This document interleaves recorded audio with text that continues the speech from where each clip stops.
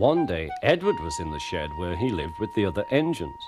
They were all bigger than Edward and boasted about it. "The driver won't choose you again," said Gordon. "He wants strong engines like us." But the driver and fireman felt sorry for Edward. "Would you like to come out today?" "Oh, yes, please," said Edward. So they lit his fire, made lots of steam, and Edward puffed away. The other engines were very cross at being left behind.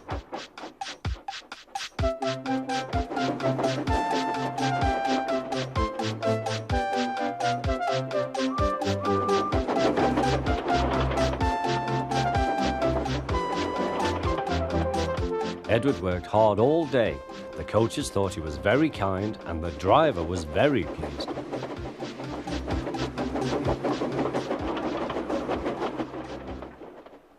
"I'm going out again tomorrow," Edward told the other engines that night.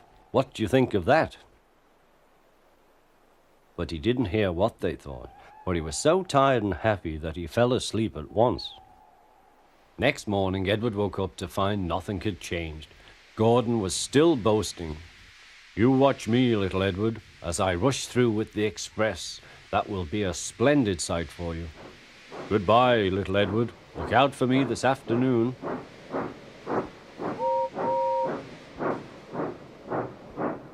Edward went off to do some shunting. Edward liked shunting. It was fun playing with trucks. He would come up quietly and give them a push. Then he would stop and the silly trucks would go bump into each other. "Oh!" they cried. "Whatever is happening?"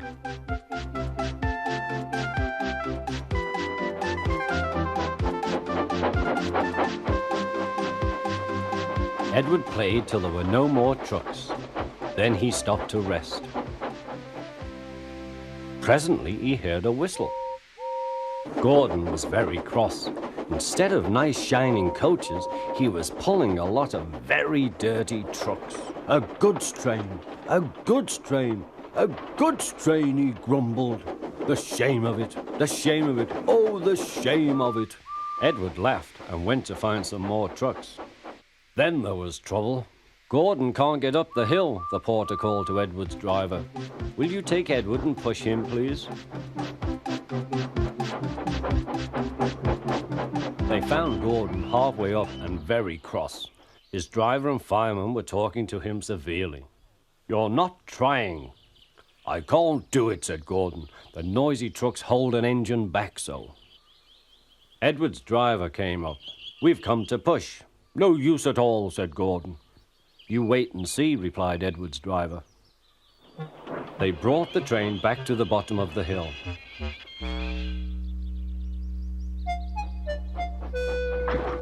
"I'm ready," said Edward. "No good," grumbled Gordon. They pulled and pushed as hard as they could.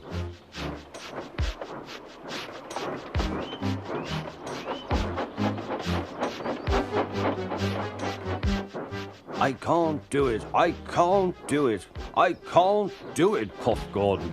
"I will do it, I will do it, I will do it," puffed Edward. Edward pushed and puffed and puffed and pushed as hard as ever he could. And almost before he realized it, Gordon found himself at the top of the hill. "I've done it, I've done it, I've done it," he said proudly. He forgot all about Edward and didn't wait to say thank you. Edward was left out of breath and far behind. He ran on to the next station, and there he found that the driver and fireman were very pleased with him.